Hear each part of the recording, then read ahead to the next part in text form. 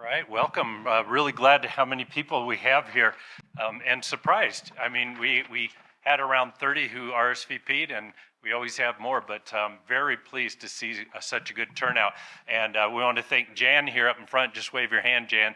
Jan brought our speaker tonight, and she's one that suggested this topic. And we're looking forward to Lisa Pettit's talk, The Alignment of Buddhism and Humanism.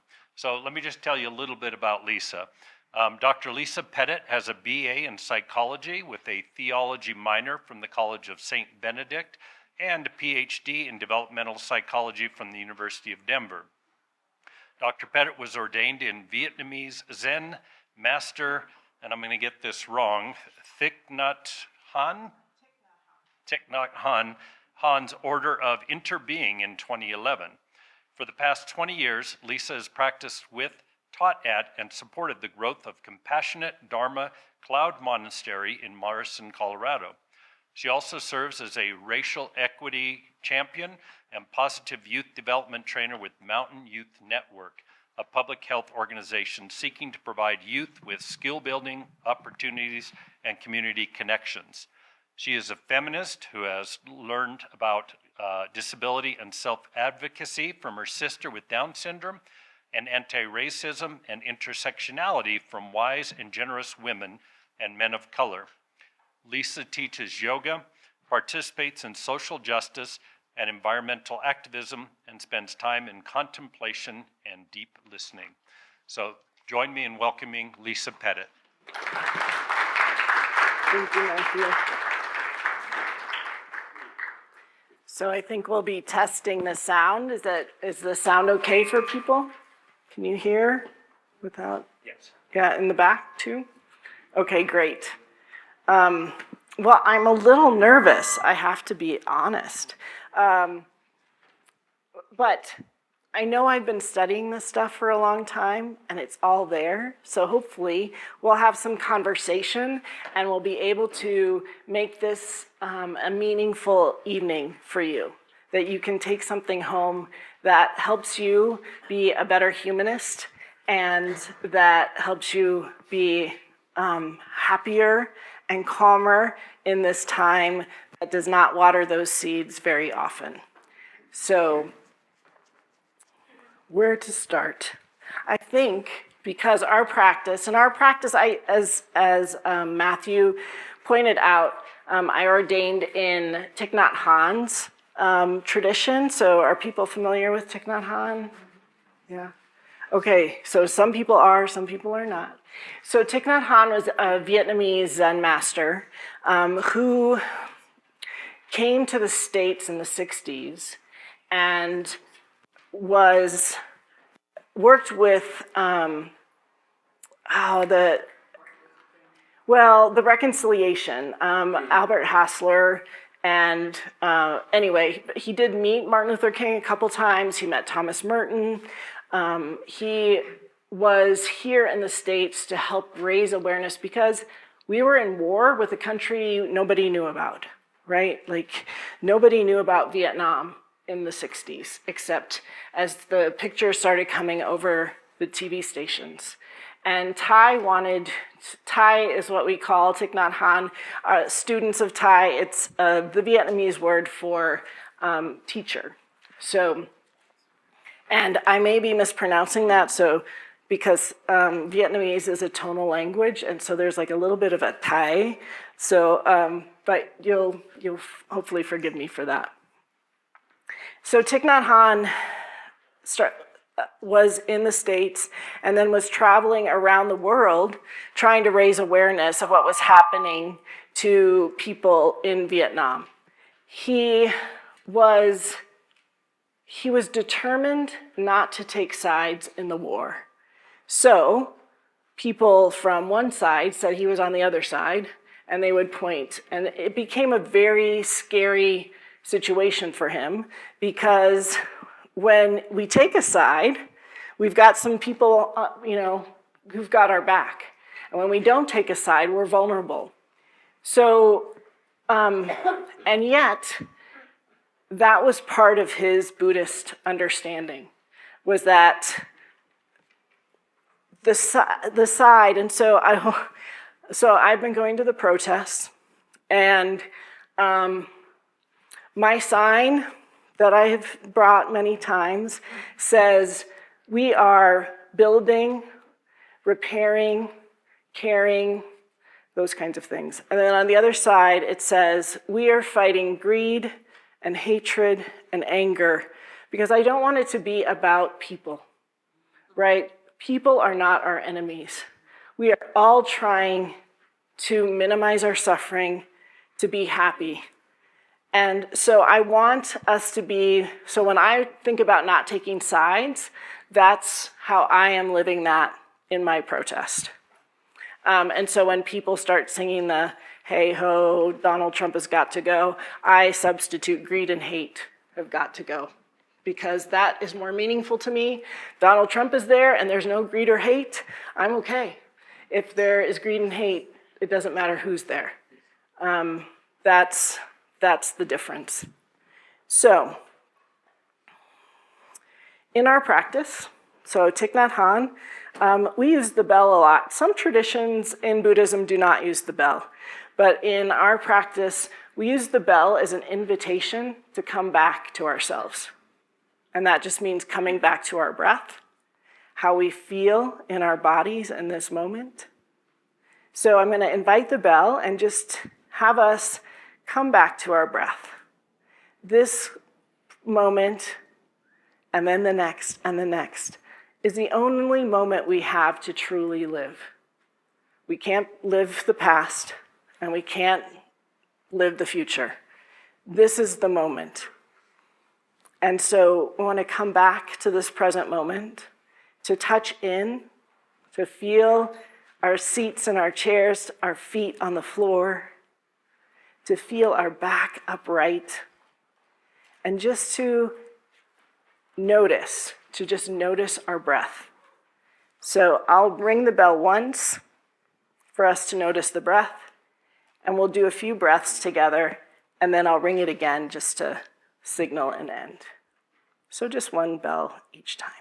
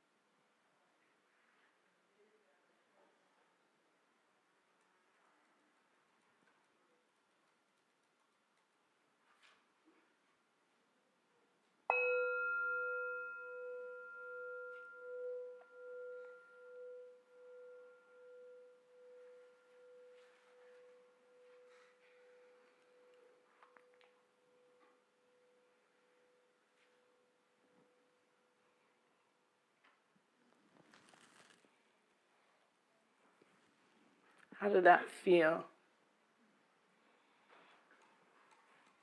Can sometimes feel a little awkward to be quiet. We're actually hosting a silent retreat November 6th through the 9th at the monastery. And today's the last day to sign up if you want to still sign up. But it's going to be a silent retreat, so we're going to be spending a lot of time in silence. Thich Nhat Hanh was very prolific. He died in 2022 after living for many years post-stroke. But he wrote like 1,000 books. And so you can find a book on any topic, and yet I had not come across silence yet. And I really recommend it. I feel like we're getting so bombarded right now that silence is really crucial for us to make it through this time, but also to be living in such a way that we will make things better on the other side. I remember when COVID started and everybody was saying, oh, we're going to be so different after COVID, right? Because we're having to change everything. And I was like, no, we're not, unless we actually do things differently now. And mean, we are different, having gone through a pandemic, and I don't know that we were as intentional as we could have been in moving that forward. And so there is a lot in Buddhism around intention. We're blessed at Compassionate Dharma Cloud Monastery.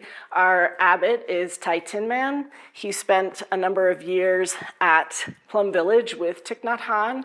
He was his attendant for a while, and so he also received in the Buddhist tradition, there's a teaching honor that you get, which is you receive the Dharma lamp. And it just indicates that you are a continuation of that lineage of those teachings. So Tin Man came to the States, went to Naropa, and somehow felt like he didn't want to leave Colorado. Coming from the Midwest, I can understand that. So he founded this monastery up 285. You're all welcome to come. It's open year-round, and you can just kind of drive up and check out the grounds. Please feel free to come visit us. We also have English-speaking practice on Tuesday nights, as well as on the first and third Saturdays of the month, we have a day of mindfulness. So one thing that Tin Man really wanted to do, and Jan was just mentioning that when she was looking for a community, a Buddhist community she might be interested in, many of them were speaking Vietnamese or Korean or Japanese, like a lot of stuff was not necessarily in English. And Tin Man was very clear that that's what he wanted to offer. He wanted to offer English-speaking practices as well as Vietnamese-speaking practices. So we have a beautiful large community of Vietnamese-speaking and English-speaking groups. And since he had been at Naropa, he had run into Buddhists from many different traditions. And so one of the people who has felt at home in our community, his name is Khenpo Daji Tudeng. He is Tibetan, and he's come and gone, but always comes back and offers amazing teachings. And I think one time he said to me, or he said in a teaching, if you cultivate the right intention, then do what you do and don't worry about the rest. Like, it will cycle through, it will come back to you, you just do the right intention. Well, as a progressive, I've been taught that we have to watch out because our intention might be good, but our impact might be harmful. And so, fortunately, there are all these lists and many, many, many Buddhist teachings. And that's one thing, I think that history, those wisdom histories, so even though I'm not a theist, I don't believe like there isn't a God, but God is not a central part of my worldview or my thinking or my action.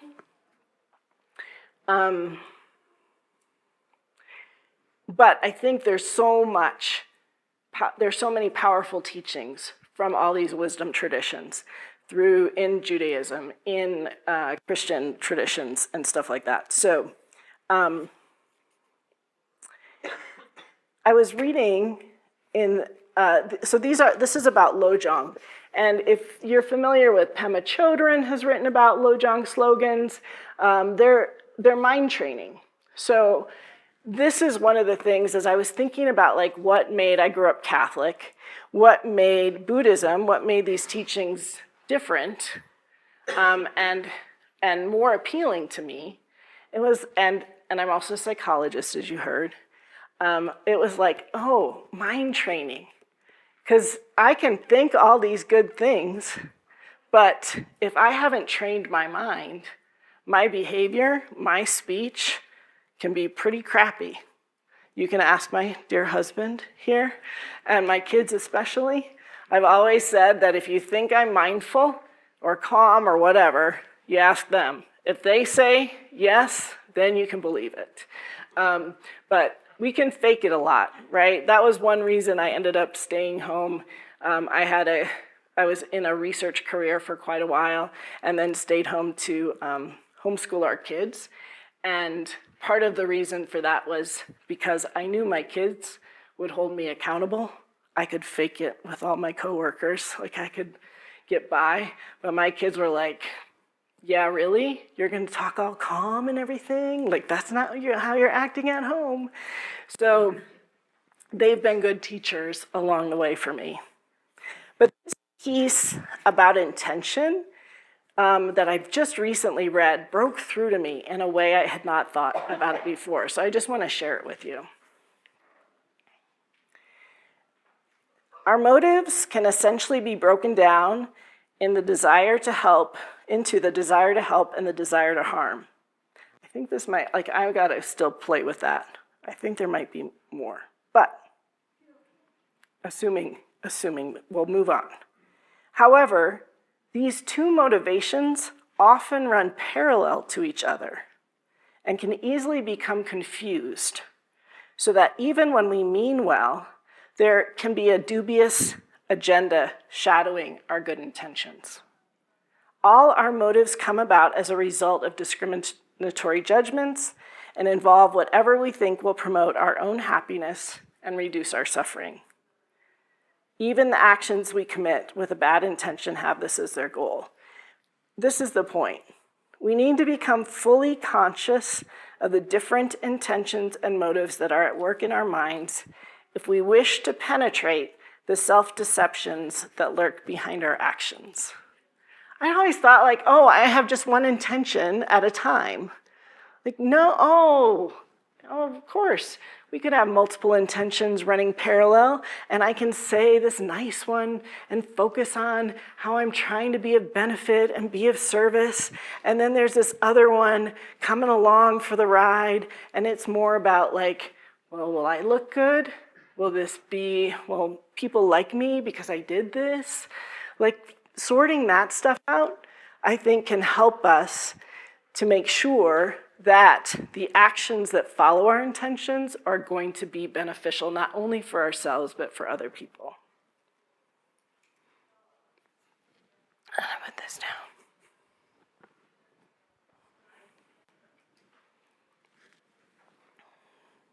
So,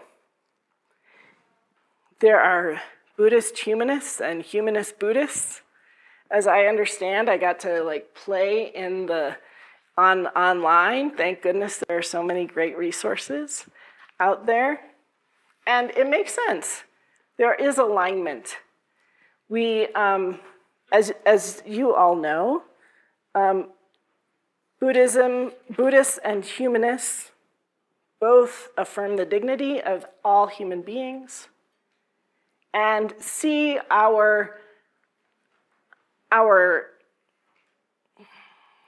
what to say, the outcome for our species, for our planet, does lie in great respect with human involvement.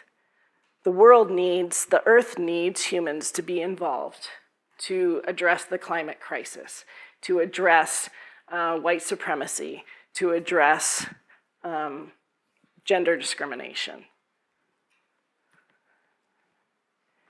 Both humanism and Buddhism want to promote service for the greater good of humanity. And that I will talk about this a little bit, but there is this idea that when we combine personal development with work that contributes to the welfare of the community, will lead to good outcomes. And that humanism and Buddhism are both guided by rationality, compassion, and experience. I love Thich Nhat Hanh has a statement that says, "Truth is found in life." As somebody who went to school forever to get my PhD, I am really grateful sometimes, and sometimes it feels like, oh, I forgot. The truth is found in life. It is not found in books. I also have to remember it's not necessarily found in what I'm thinking, all those thoughts. I actually was at a talk by a wisdom teacher from an indigenous group in the country that's now called Colombia. He's from the Sierra Nevadas. And I asked him, it was a talk, and I asked him at the end like what the take-home message was. And he said, stop listening to the lies and go practice to create inner strength. And I was like, okay, yeah, shut off those YouTube videos. Don't have to listen to 20 podcasts a day, and really build our inner strength to be able to make it through what we're going through now and what's yet to come. Because if we build our inner strength, and again, this kind of goes back to the mind training idea, it's so important to me that I become really aware of all that habit energy. We call it habit energy. Those things that I inherited from my ancestors, from my parents, from my culture, from watching so much crap on television and to listening to too many podcasts. Those things have watered seeds in me. And if I am not aware of those seeds, I will act them out, especially in cases where I feel threatened and vulnerable or protective of people I care about. I'm not going to be able to not take sides like Thich did during the Vietnam War. Thich did talk about, at one point, he was traveling through the States, got to France, and then the Vietnamese government took away his passport. And also called all these other countries and said, don't give him a passport. Don't let him. And he said it was really not until that time when he became a person without a country, without belonging to any people. I mean, he still did, obviously, but to not have a place to land, that was when his practice kicked in. That is when he had to come back to wherever he was. This moment, this here and now, was what was the only home he had. And that is where those teachings have now come for us. I will also say, though, one thing I love about his teachings, and they are simple. Many of you have maybe read his books, or some of you may have read his books or heard his teachings.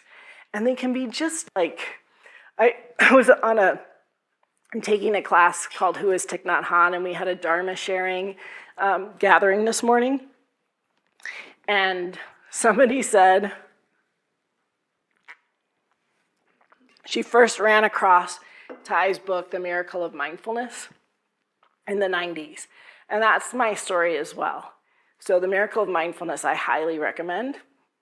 Although you might not want to read it after you hear what my friend Heather said. Heather was like, I read that book and I thought it was the biggest piece of fluff and like just nothing. And she put it in a box. And she had been moving this box from home to home for 10 years before she reopened it and refound that book. And for whatever reason, a lot of things had changed and she read it very differently. Thich Nhat Hanh in that book talks about washing the dishes to wash the dishes. We don't just wash the dishes so that we can have clean dishes. And we wash it to enjoy. And I was just also hearing him talk about when he was a novice monk in Vietnam, they had cold water, they had no soap, they used ash and coconut husks to clean the dishes. And he's like, we have soap and warm water now. Like, just let your hands feel that and feel the dish. And again, that moment is the only moment you have to live. If we are thinking about my nice cup of tea I'm gonna have when I'm done with the dishes, then we won't be there for the tea either, most likely, because we'll be thinking about the next thing. So this moment coming back, and one of the monastics in Thai's tradition, I was at a retreat last August, or a year ago August, and he said, I just realized we just have to keep doing the practice. And what does that mean? Keep coming back to each moment and weave those moments of mindfulness, of awareness, of presence, one to the other. And in doing that, we create, and I wish, I've got to play, and if anybody has another word for it, we talk about mindfulness, concentration, and insight in the teachings. And mindfulness is that awareness of this moment, right?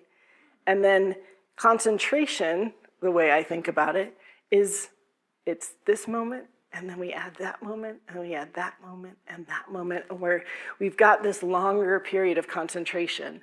And in that energy, in that spaciousness that we create through moment after moment of mindfulness, insight naturally arises. And I've experienced this, or I wouldn't say that. So that last August, during the retreat, my mom fell down, broke her neck. She was the main caregiver for my dad, who has dementia. My uncle died, like an uncle I'm very close to. And I was like, whoa! And I said at our Sangha one time, it felt like every day the rug got pulled out from underneath me.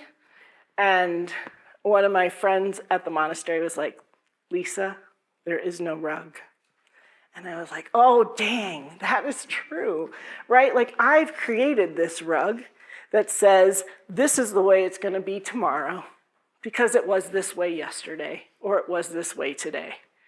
And so that rug that I've got, this nice thing I'm standing on, is not really there. And that's one of the key teachings of Buddhism that I think could add to humanism as well, that we don't grasp onto things as solid as we think they are. We treat things as if they're going to be there forever, and we know that all of this around us, in us, is impermanent. It's all going to change. And as Jan was reminding me, Thich Nhat Hanh talks beautifully about how the cloud never dies. So yes, we are impermanent, and this energy, this matter, becomes something else. It can't just become nothing. So the cloud becomes the rain, which becomes the water that is my tea. So when I'm missing that beautiful cloud I saw, and I have my cup of tea, I can say, hello, little cloud. It's good to see you again.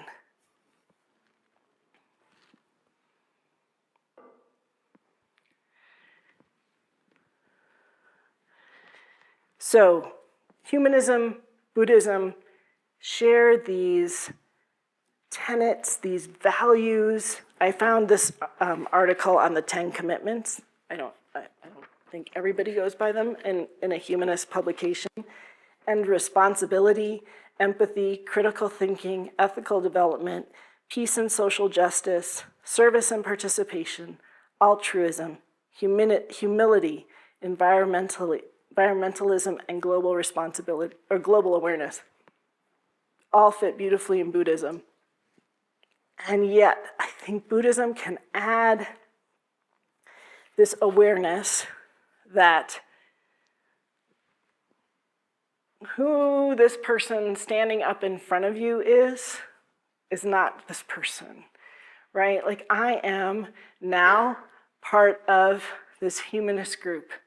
I am my parents. I remember going on a train to the airport once, and I was looking at all the people on the train, and I was looking at them, and I was like, I'm not just seeing them. I'm seeing their parents. Like their parents are in those faces. Their grandparents are in those faces.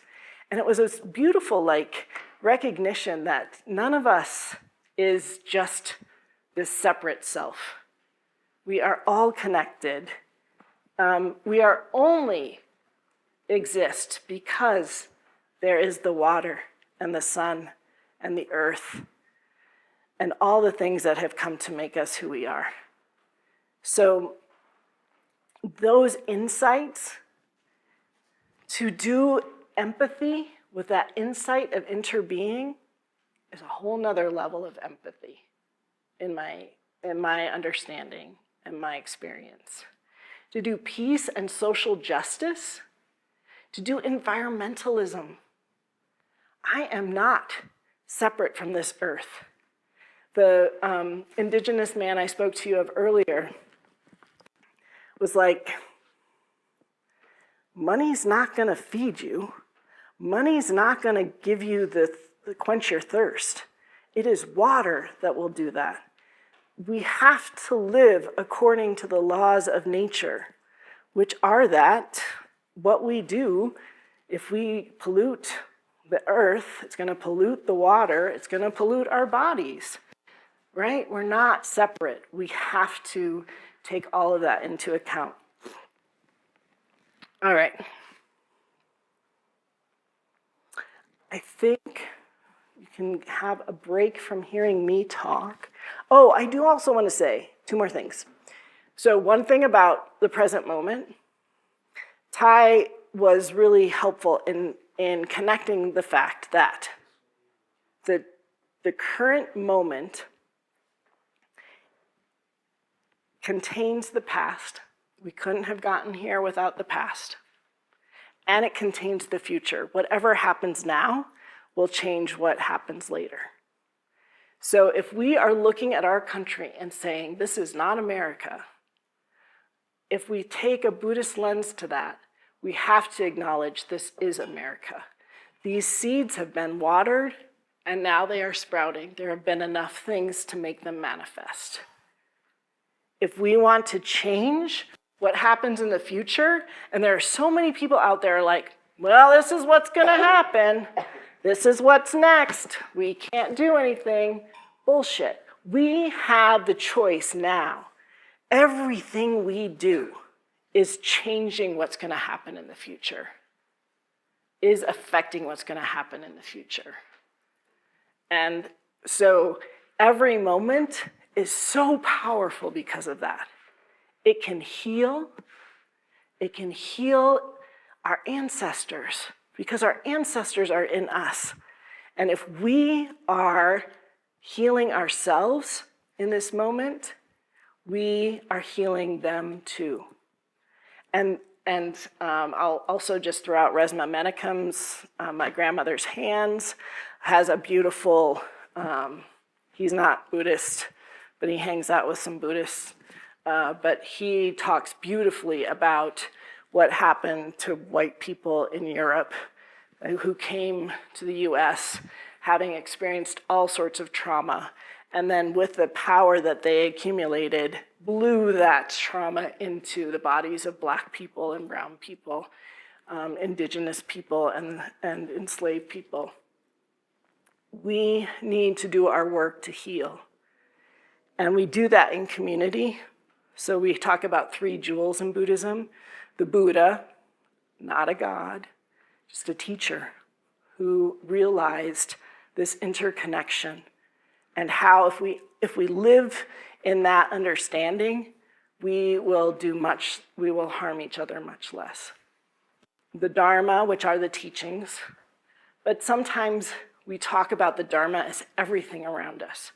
Trees are the Dharma.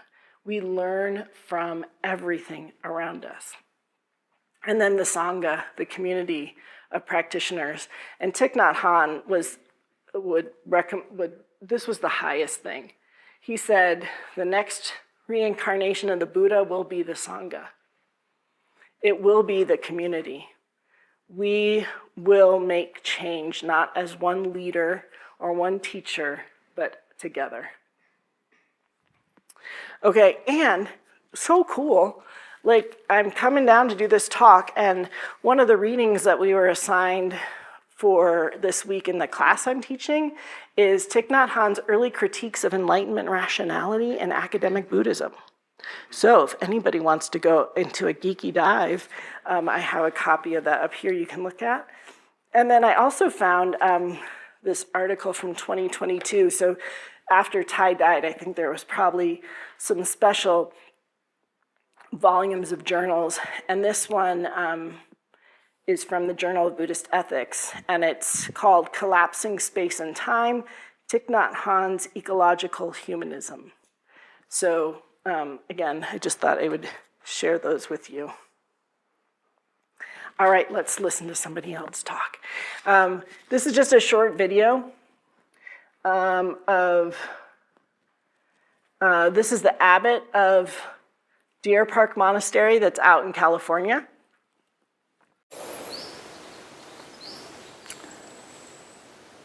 Learning to drink tea mindfully. I do that every day.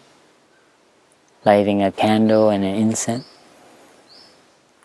That has become my ritual for cultivating Mother Earth in me. And you know, Thai drinks tea quite often, and doing Dharma talks and so on. And I was able to be near him and around him when he did drink tea. And yeah, I was just very inspired to see that he's very consistent when he drinks tea. He's really drinking tea, you know. It's very sacred, you know. Yeah, so I was very impressed with that. So now, no matter what he's doing, or whatever, even at the airport, or whatever, when he grabs that cup of tea, it's just I remember just like trying to catch him when he's like, he's always like, he drinks the tea really like a sacred act, So for me, I'm cultivating that simple act and keeping it regular when I drink tea is, so I try to make Thai alive in me and Mother Earth in me, and to see the water comes from the air, the sky, the rain, the river, the whole ancestor. The magic of water. You just contemplate on, wow, incredible what water does for us. You say, oh, water is necessary for life, but that stuff, it can go and it becomes ice, it can wash and make things clean. It's dirty, it doesn't care. It's clean, it's perfume, it's clear, it's muddy, it's just water.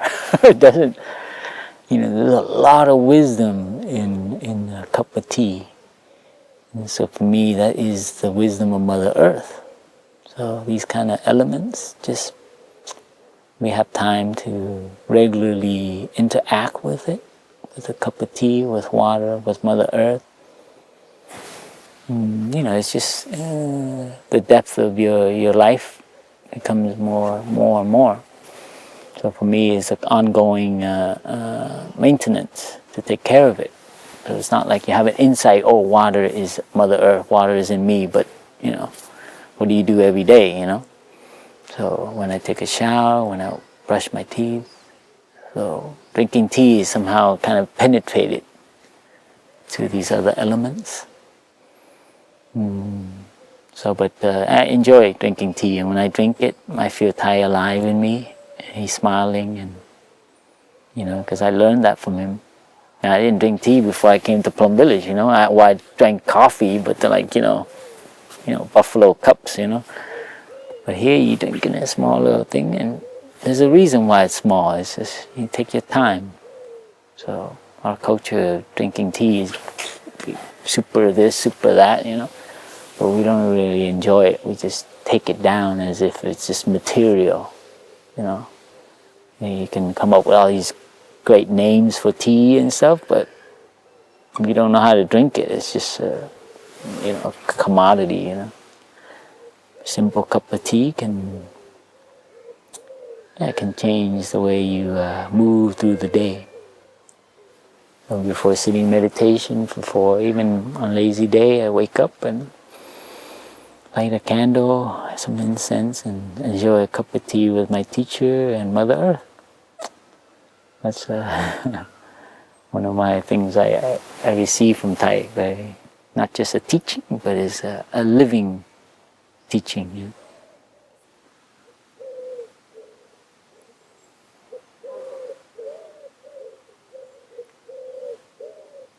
One thing I noticed from our talk this morning with lots of students of Thais or followers of Thais from around the world is how they talked about how authentic he is and how his students embody the practice. And I think you can see that in Phap Yung.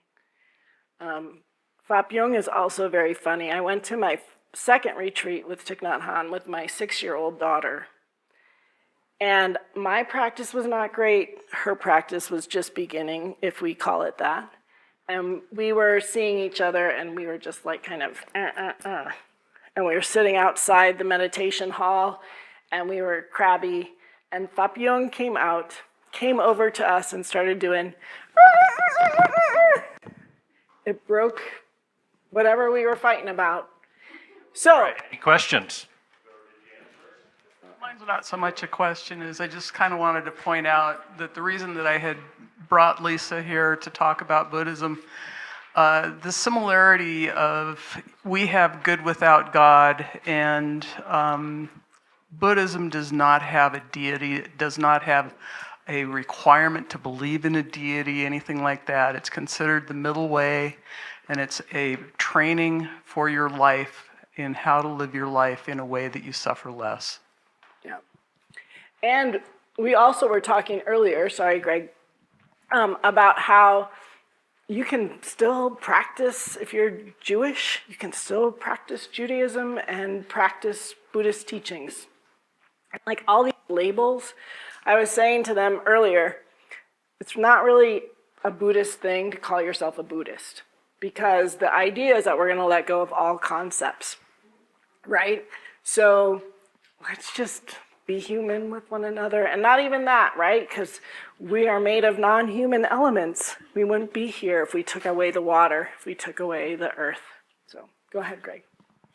Well, I just, the first time I went to the monastery, I had some experience with religion and mixed feelings about that. But when I walked in, first thing, bam, I see this golden idol of the Buddha staring right in front of me, front and center. Yeah, we have plenty of what looks like worshipy kind of stuff. And I think that's a lot of the cultural stuff that came from Vietnam.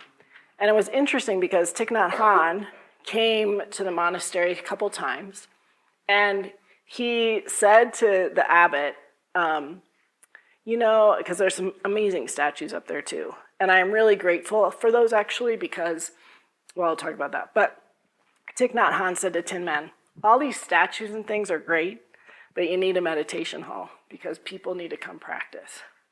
So our Thai, Tin Man, is walking a line, right? He's serving the Vietnamese cultural community and Buddhist community, and he's serving sort of a more Western English-speaking community.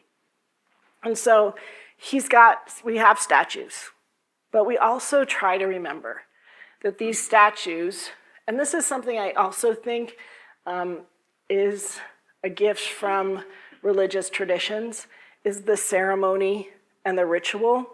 Like, it's not for everybody, and not every ritual is for everybody. And they can also be very beneficial. So, like, one of the things in Buddhism is we have all these bodhisattvas, and each bodhisattva is associated with a different quality. So we have Avalokita, some may know her as Kuan Yin or Quan Te Am in Vietnamese. We have a statue of Quan Te Am at the monastery, really tall. And when I bow to that statue, I am bowing to that energy of compassion within myself, right? So when you see the big Buddha statue, and we will bow out of respect for the teachings, but we are not bowing to, and people don't have to bow if they don't want to, but We are bowing to that energy of awakening that is in each one of us, that the Buddha saw in each one of us, that we have the ability to come to this understanding of reality beyond what we tend to live day to day. So, and then my favorite one, so there's in the old meditation hall, there's the big golden Buddha, and then on the right is Avalokita, who's the Bodhisattva of compassion. And then on the left is Kshitigarbha. And Kshitigarbha's a fun Bodhisattva. Well, we should be grateful for Kshitigarbha because the idea is that, and you can think about this in many different ways, but Kshitigarbha represents the Bodhisattva of great aspiration. And Kshitigarbha's kind of task is that he or they go into the hell realms when we're there, when we are like super depressed or super angry or whatever, and pulls us out. And Tin Man's very funny when he says, and then Kshitigarbha the next day is like, I just brought you out yesterday, what are you doing here again? But will bring us out again. So those representations can be very powerful to start to identify those and water the seeds of those qualities within us. Does that help, Greg? Is that kind of what, okay. But thank you for that. Hi, thanks for sharing with us today. So you, very early when you started presenting, you talked about multiple motives in all of us. And I've come to understand those coming from evolutionary psychology. And you have a degree in psychology. So I was just wondering if you have any comments or thoughts about that. Do you want to say more about evolutionary psychology? Yeah, evolutionary psychology is just, I mean, it's a deep subject and I'm still learning, but the idea is that evolution has, through natural selection, has resulted in our physical fitness and our how we are, but it also affects how we think. Evolution has driven the ways that we think and interact with each other and our behaviors. So yeah. So thank you for adding that piece. That makes sense, right? I mean, all the stuff we talked about, how we are made of. I talked about how we are made of non-human elements, non-self elements. So we are carrying things from our evolutionary experience. We are carrying things from what the limitations in our perceptions, right? We can't see all the kinds of light waves that are out there. We can't smell all the smells our dogs can. Like we have limits, and those are evolutionarily determined. And so I think that's, for me, another thing that Buddhism has offered me, because I am a researcher. I studied, the scientific method, but I've also been open to critiques from gender studies and other things. We only study and we only have evidence for things we can measure. If we can't measure it, we can't really study it in the ways that we do in the scientific method. And so just wanted to add that piece too, because I think as humans, we can get pretty arrogant about what we can know. And we have created lots of instrumentation to touch, to expand what our senses can take in. And I think we also need to come back to that value of humility and understand that we don't know everything and we can't know everything. And so to listen to the trees, as Robin Wall Kimmerer talks about in Braiding Sweetgrass, the trees have been around a lot longer than humans, and they might have some wisdom for us if we can tune into that. Hi. One of the associations I've always had with Buddhism is the idea or the emphasis on a strong inward practice, meditation, inward exploration. in my experience with Jefferson humanists and in my reading and thinking about humanism, I would say that it's more about one's behavior and one's affect. My question for you is, do you have any perspective or wisdom to share regarding the value of that inward piece of meditation in terms of its enhancing or informing what we then do out in the world and how we behave and carry ourselves out in the world? Yeah, beautiful question. I hope I touched on it a little bit earlier when we were talking about the multiple intentions idea and understanding that. If I can't sit quietly with myself and really be open to all of the things I'm experiencing, I'm not going to touch in with those motivations, those multiple motivations. And so then my action outside in the world, I mean, Thich would talk about how there were all these peace marches and they were not peaceful, right? Like, and we many of us have felt that right now with the protests as well. How do we want to show up? How are we changing? And if we don't do that inner practice, we're carrying all that shit that we've got. We got lots of great shit too. I'm not going to say we don't. We have lots of strong things from our ancestors. And in our tradition, we talk about our blood ancestors, our spiritual ancestors, our land ancestors. We have so many things we can pull from. And yet, if we don't do that internal practice, we do the things that just come out of habit. And even, like, you know, I can imagine how exactly I want to talk to my kid about something, and then I yell at them. Like, what the heck? I just did it in my head. So nice. It was so nice. And then I was so mean. Like, so that, and I know that I have stuff in from my dad's side of the family, that my grandfather was very violent and had a lot of suffering that he never transformed. And I know I'm carrying some of that. So that's how I would respond to that. That makes sense. Thank you. So one last question in the back here. Hi. Hi. I love trees, but my question isn't about that. I've practiced secular mindfulness for quite a while.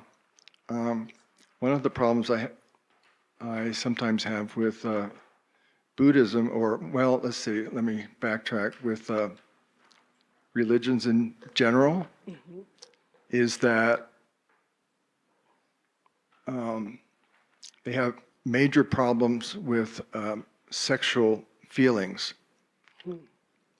And I've noticed that even in Buddhism, it seems like there is an emphasis on becoming a monk or a nun and being celibate, as somehow that will lead you to enlightenment quicker, or is a symbol of enlightenment.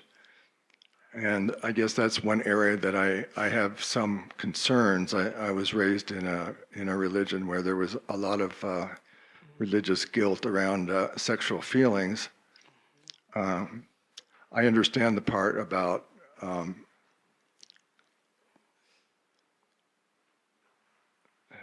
I guess one of the precepts about not engaging in sex that is harmful. I guess that's it. Yeah, thank you for that. And I think that is something that might be one way that humanism can challenge Buddhism, because there is that stuff, and some of that's just connected to gender discrimination too, right? And misogyny. I think that there's elements of that there as well. And I have younger friends who are more in a time of self-expression, and that includes sexual self-expression. And I've heard them talk about this training. So one of the things in this training about true love, is how Thich talks about it, is there's basically something that says, sexual activity motivated by craving always harms myself as well as others. And my friend was like, really? Like, I don't know about that. But they've continued to practice with this training, and their experience has started to say, you know, that's kind of ringing true for me now. I didn't always believe that, but it's starting to ring true. And yes, you know, into the Tibetan lineage, there is not that requirement for celibacy among some monastics. In Thich Nhat Hanh's tradition, there is. I think they do a lot better with it than the Catholic priests. But they teach how to work with that energy, right? Sexual energy is another form of energy. And if we are committing to a life of service, acting on that sexual energy and feelings could make us less effective. And so that has been the tradition, but they talk about working with that energy, using it, transforming it into other modes of being. So again, I'm grateful for multiple paths, but I do think that question, and since we do take these 5 mindfulness trainings and we have panels, we often are talking about how to practice with this and not to create a dualism. Thich said, we only touch the ultimate, we only touch enlightenment through this world, through ourselves, and that's through our bodies, right? There's not a cut, right? Like there's not like, oh, that's spirit, oh, that's the body. They are not separate. And so I think in understanding that or having that awareness, that can be, that to me has helped with the sexual feeling. But I still got some Catholic shit I'm carrying around that, and then living in a heterosexist, misogynistic world, there's a lot of other stuff, a lot of other baggage that we have to deal with. I did see. Well, I'd like to, but we really do need to wrap up, so I appreciate you can that. come up. Please feel Yeah, please come up afterwards. So thank you. Everybody give Lisa a nice round of applause.